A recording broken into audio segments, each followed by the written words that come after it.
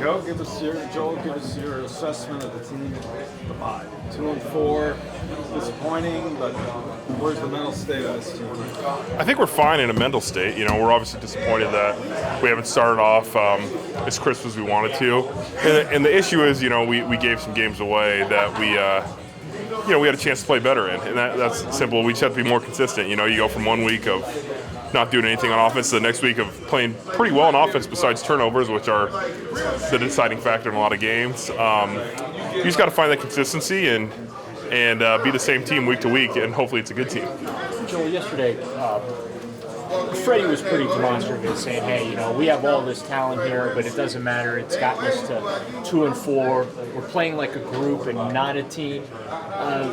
How do you get to playing like a team and not a group, which is what you need to do? I think it's accountability. I think it's having pride in your work. If you're accountable to yourself and your teammates when you go out there and you know exactly what you're doing on every play and you give your best each and every play, like usually good things are going to happen, and there's just been a play here or there where it's like someone hasn't been accountable and we've made a mistake and it hasn't been good. And it just seems like it's not all in one play. We have a play here, a play there, and it's 4 or 5 plays, and you're like, well, there's 3 interceptions and a blocked punt, and you lose the game by 4 points. You score 28, you have 400 yards of offense, you run the ball pretty well, you pass the ball pretty well, but you can't find a way to win, which is tough. It's just coming together and doing all the little things right. There has to be a pride in the way you prepare each week to go out and play. A focus that I'm not going to be the one that lets the team down. And as everybody takes that step and keeps growing as a group and doesn't want to let the guy next to him down, then I think we'll grow more as a team. Joel, along those lines, Baker was clearly fighting through an injury on Sunday. What does it mean to have one of your leaders, teammate like that, kind of bite the lower lip and stick it out? Oh, he's tough, man. He doesn't want to come out of the game, and that's a credit to him as a player, as a person, as a leader. Just who he is, you know what I mean? And you knew that before that. You don't need to see him toughen it out. Obviously, if you can't do it, don't be out there. But he thought he could play, and he was fighting through it, and I give him all the credit. I know he took a weird hit, and he just keeps fighting for us. And he's had some bad luck on some of the throws this year and stuff, but he keeps going out there, and he keeps trying to will us to victory. That's what I was going to ask you too. He doesn't seem to be shaken by any of this adversity. Are you still seeing that same Baker?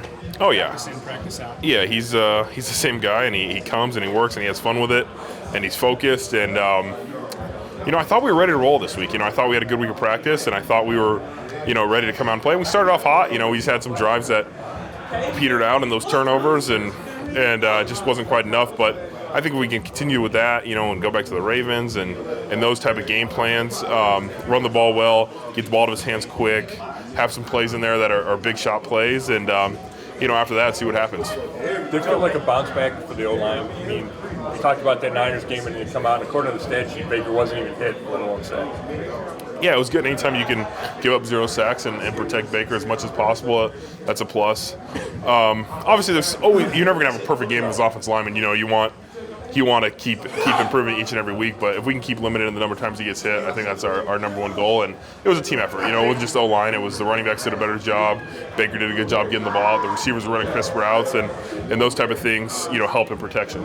Joel Baker's never had a 2-4 record before in his entire football career. How do you think he's going to respond after the bye, given the adversity that you guys that he's faced? He's probably not thinking about 2-4. I just think he's going to attack it. That's the way he is. He's been an underdog his whole life. He's a walk-on. He switched schools. They said this about him. They said that about him. He won the Heisman. He was the #1 overall pick. He finds a way to, get through those situations, and that's who he is. And I have all the faith in the world. He's going to come back, ready to roll, refresh mind, refresh body, and we'll go against the Patriots and see what they got. Joe, the last 8 games last year, Guard Williams was the interim coach. He averaged about 5.5 penalties a game. This year it's almost twice that much. I know there's more penalties being called. But do you think about that at all? What were you doing then that you're not doing now? I haven't seen a difference in practice or anything about penalties.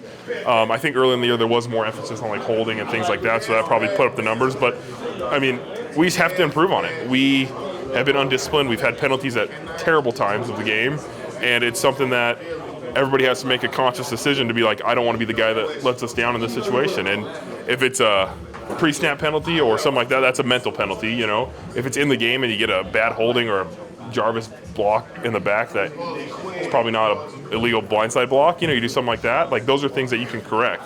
And so those things we have to keep working on and try and improve on.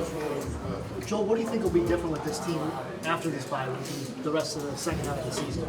Yeah, we'll have a few days off. We'll feel a little refreshed. Hopefully we're a more disciplined, more focused team, and we're ready to roll.